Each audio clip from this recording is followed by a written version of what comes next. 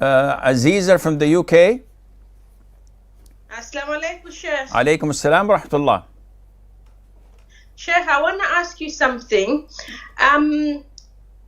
If I pray Maghrib, and then after Maghrib is no Isha yet, and then I went to the hospital for emergency, and then I was there for a long time until Fajr time, and I didn't have a time to pray in that because I was in a really emergency with my son in the hospital. And then the Fajr came, I came back home and prayed Fajr. What about that Salah I've missed, the Isha Salah? Okay. How do I do the Qadha? I will answer you, inshallah.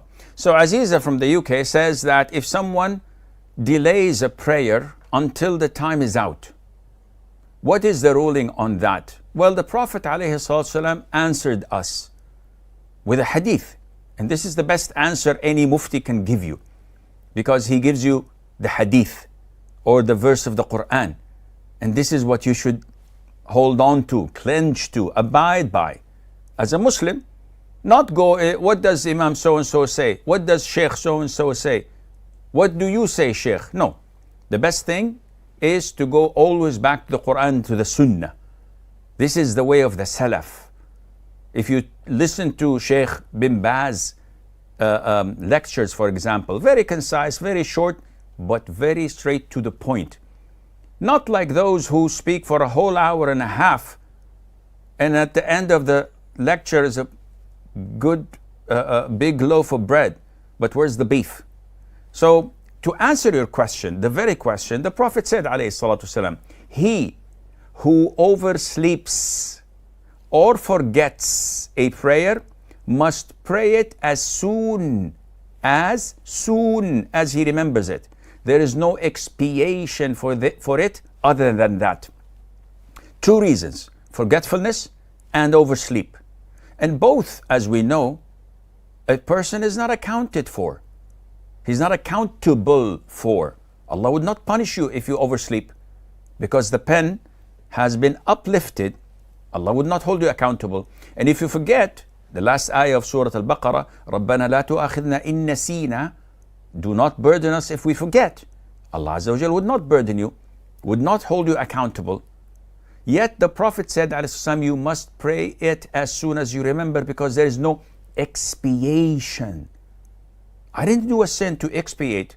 Scholars looked into this hadith and said, so if a person deliberately abandons salat until the time is over, there is no expiation. He cannot make it up.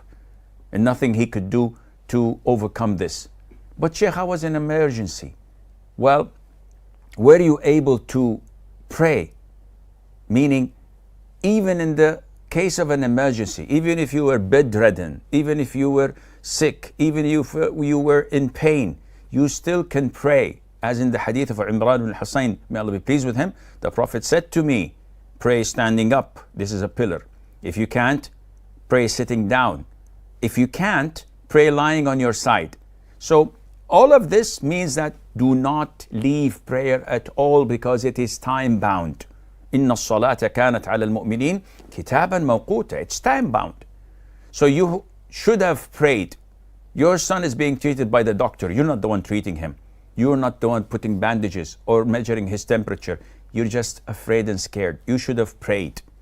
Now, what is gone is gone. May Allah forgive you and grant your son the best of health and make him healthy and strong and one of the Imams of Islam and of the Muslimin. But next time, never, ever allow the time to exceed its limit. And Isha's limit is the middle of the night, the Islamic middle of the night, midnight, which is between sunset and the break of dawn. Divide them into two, add it to the time of sunset, you get the Islamic midnight, and Allah Azza wa Jal knows best.